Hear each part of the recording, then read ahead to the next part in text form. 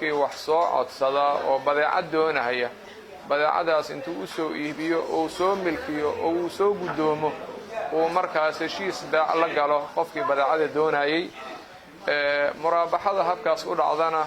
waxaa tilmaamay al-Imam Shaafici rahimahullahu kitaabkiisa umka oo waxa uu kitaabkiisa ku yiri hadal macnihiisu uu yahay hadduu nin kaleeto badeeca uu tusiyo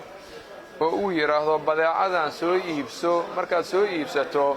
aniguna waan ka iibsanayaa inta iyo intaas ayaana ribax ka siinayaa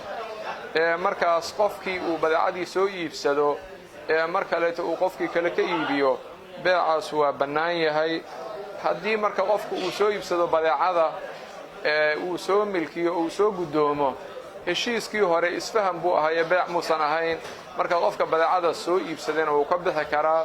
qofkii loo soo iibiyana uu ka bixi karaa hadday doonayaan marka inay mucaamalada dhameeyaan beec cusub ayay gelahayaan caqad cusub bay gelahayaan caqadkii hore oo dhaxmaray ama arrinkii hore oo dhaxmaray wuxuu ahaa xoogaa oon heshiisa iyo isfaham laakiin beec uu dhimanaa beecuna wuxuu ku ansaxayaa markii badeecada uu soo milkiyo darafkii doonayay inuu maraabaxo galo oo uu soo gudoomo ayuu ka sii iibinayaa darafka kaleeto oo badeecada doonayay sifa waafaqsan beeca islaamiga ama beeca sharciga ah ayuuna uga iibinayaa oo shuruudiisii iyo arkaantiisii iyo aadaabtiisii leh waxaana muhiim ah qofku wuxuu og yahay oo shahaado ah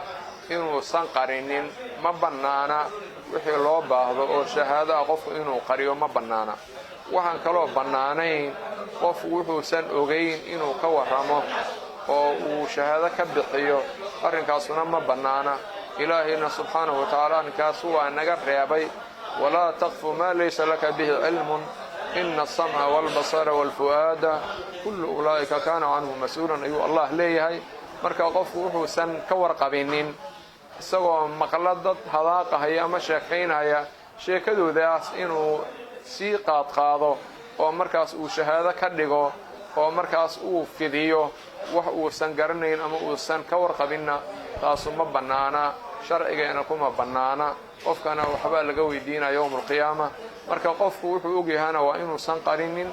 wuxuusan ka warqabinna waa inuusan ka hadlinin sidaas weeyaan marka sida habboon oo qofka muslimka ah inuu ku salaysan yahay mawaaqiftiisa iyo ficiladiisa iyo hadalladiisa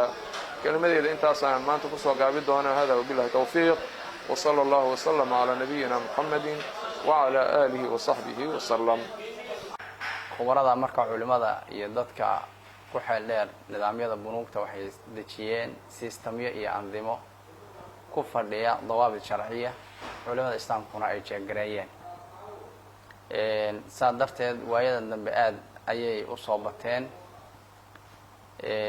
iyada oo dhinacyo badan oo iijaabi ah ay yeesheen